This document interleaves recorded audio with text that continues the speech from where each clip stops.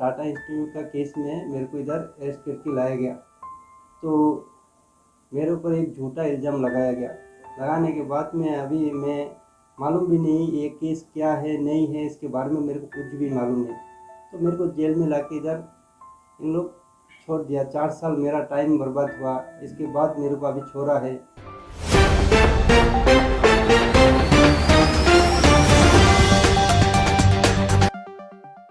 आदाब, नमस्कार, अस्सलाम वालेकुम नाजरीन। पल पल न्यूज़ के न्यूज़ रूम से मैं हूं आपके साथ नदीम अकरम।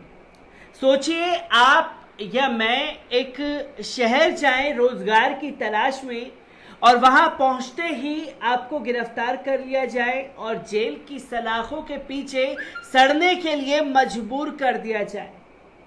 आप पर और मुझ पर क्या बीतेगी और हमारे परिवार पर क्या बीतेगी, इसके बारे में सोच करके ही रोंगटे खड़े हो जाते हैं। और ऐसी जिंदगी को जिया है मोहम्मद मियां ने, जो कि त्रिपुरा से बेंगलोर गए रोजगार की तलाश में और उन्हें गिरफ्तार कर लिया गया, यूएपीए लगा दिया गया और 5 साल तक जेल की सलाखों के पीछे सड़ने के लिए मजबूर किया गया। हाँ, जब मोहम्मद मियां की गिरफ्तारी हुई तो तमाम मीडिया चैनल वालों ने गाना बजाना अपना चालू रखा कि देखिए कि एक बड़ी सफलता जो है वो बेंगलोर पुलिस को, एनआईए को मिली है, जिसमें एक आतंकवादी को गिरफ्तार कर लिया गया है। बड़ी बड़ी हेडिंग के साथ बड़े बड़े न्यूज पेजेस पर ये तस्वीरों को चलाया गया और आतंकवादी करार दिया गया। और आज उन लोगों से एक सवाल पूछना चाहता हूं कि जब मोहम्मद मियां को एनआईए की एक अदालत ने बाइज्जत बरी कर दिया है, तब ये लोग कहां जाकर के मर गए हैं और क्यों नहीं बता रहे कि जो उन्होंने गलती की थी वो असल में मोहम्मद मियां ने वो गलती की ही नहीं थी, क्योंकि आपने तो उन्हें आतंकवादी घोषित कर दिया पर अदालत ने 5 साल बाद उन्हें बाइज्जत बरी कर दिया है। आखिरकार पूरा मामला क्या है, इस मामले को भी आपके सामने रखूंगा। इसमें मोहम्मद मियां का क्या कुछ कहना है, उनके बयान को भी आपके सामने रखूंगा। और एडवोकेट ताहिर, जिन्होंने मोहम्मद मियां को बचाने के लिए एड़ी चोटी का बल लगा दिया, उनके बारे में भी और उनके बयान को भी सामने रखूंगा। पर सबसे पहले जान लेते हैं कि आखिरकार ये पूरा मामला क्या था। 2005 के आतंकी मामले में बेंगलोर पुलिस ने 2017 में त्रिपुरा के अगरतला के पास एक गांव के निवासी मोहम्मद हबीब मियां को आतंकवाद के नाम पर यूएपीए लगा दिया और उसके तहत उन्हें गिरफ्तार किया गया और उन्हें बेंगलोर जेल भेज दिया गया। इस घटना को तत्कालीन सत्तारूढ़ कांग्रेस सरकार द्वारा एक आतंकवादी हमला करार दिया गया था। पुलिस जांच के दौरान कई लोगों को गिरफ्तार किया गया था। जहां पूरे मामले की जांच की जा रही थी और अदालत में सुनवाई हो रही है, वहीं मोहम्मद हबीब मियां को बेंगलोर की एक विशेष एनआईए अदालत ने बाइज्जत बरी कर दिया है। आप लोगों को बता दूं कि किन किन आधार पर उनके ऊपर मुकदमे दर्ज किए गए थे कि बेंगलोर पुलिस ने आरोपी पर भारतीय दंड संहिता की धारा 120 बी, 121, 121 ए, 122, 123, 307, 302 आर्म्स एक्ट की धारा और 25-27 विस्फोटक अधिनियम की धारा के तहत 6 और धारा 10 के तहत आरोप लगाए थे। अवैध गतिविधियों के रोकथाम अधिनियम 13, 16, 17, 18, 20 और आतंकवाद में शामिल होने के आरोप लगाए गए थे मोहम्मद मियां के ऊपर। एक साथ 15 से 20 मुकदमे जो हैं मोहम्मद मियां के ऊपर लाद दिए गए, यूएपीए के तहत जेल की सलाखों के पीछे डाला गया। और जब जेल की सलाखों के पीछे डाल दिया गया तो 5 साल उनकी जिंदगी को बर्बाद किया गया। और जब 5 साल बाद बाइज्जत बरी होकर के एनआईए की अदालत से बाहर आए हैं मोहम्मद मियां, तो मोहम्मद मियां ने क्या कुछ कहा है, एक बार इस पर नजर डाल लीजिए। मेरा नाम हबीब है, हबीब मियां। मैं त्रिपुरा से हूँ और मेरे को एक टाटा इंस्टीट्यूट का केस में मेरे को इधर अरेस्ट करके लाया गया। तो मेरे ऊपर एक झूठा इल्ज़ाम लगाया गया। लगाने के बाद में अभी मैं मालूम भी नहीं ये केस क्या है नहीं है, इसके बारे में मेरे को कुछ भी मालूम नहीं। तो मेरे को जेल में लाके इधर इन लोग छोड़ दिया। 4 साल मेरा टाइम बर्बाद हुआ। इसके बाद मेरे को अभी छोड़ा है और 4 साल में मेरा पूरा टाइम वेस्ट हुआ। कुछ भी जेल का हालात, मेरा फादर, ये सुन के मेरा फादर का भी डेथ हो गया। तो मैं जेल में हूँ, जा भी नहीं सका। लेकिन क्या करेंगे, हालत मेरा ऐसा हो गया था।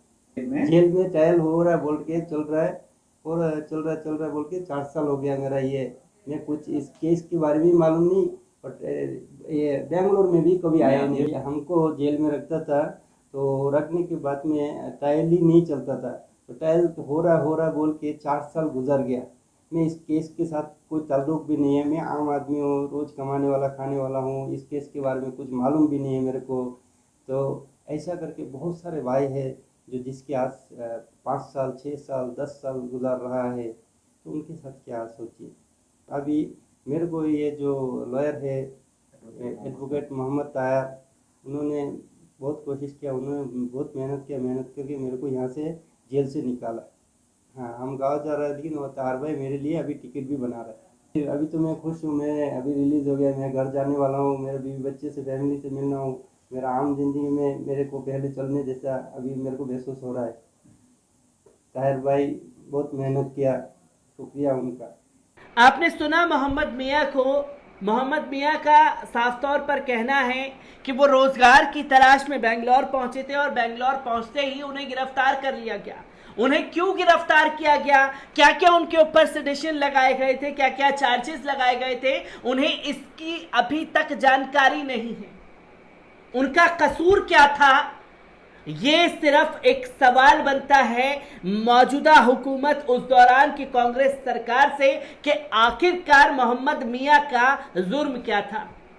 इसी के साथ साथ एडवोकेट ताहिर, जिन्होंने मोहम्मद मियाँ के लिए एड़ी चोटी का बल लगा दिया, उन्होंने क्या कुछ कहा है इस रिहाई के बाद, एक बार इस पर नजर डाल लीजिए। बेसिकली ये जो केस आज हबीब मियाँ को जो केस में बरी किया गया है, डिस्चार्ज नहीं है, कोर्ट ने किया, वो केस असल में क्या था कि 2005 में एक कर्नाटका में बेंगलोर शहर में टाटा इंस्टीट्यूट में एक फायरिंग इंसिडेंट हुआ था और बहुत सालों तक पुलिस उसके बारे में कोई भी क्लू हासिल नहीं कर पाई थी।